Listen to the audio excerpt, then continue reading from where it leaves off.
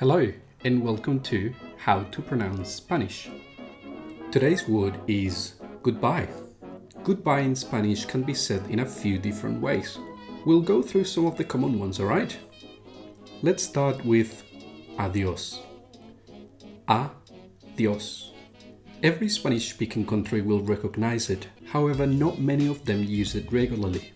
In my opinion, it's the closest one in meaning to goodbye.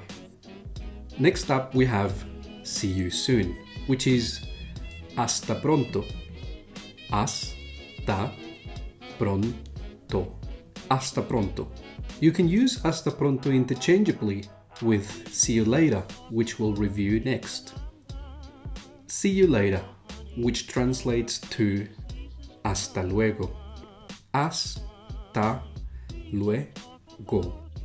Hasta luego. Alright, moving on.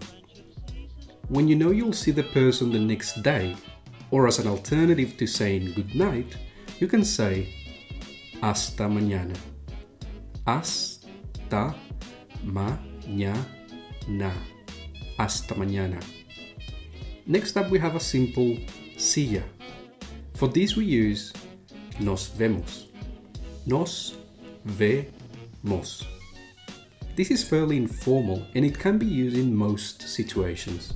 Finally, we have ciao, which is very informal yet very popular in many Spanish-speaking countries. Ciao. Ciao.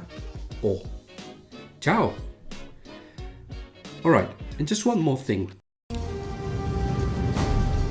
Hasta la vista, baby. Don't go around saying hasta la vista.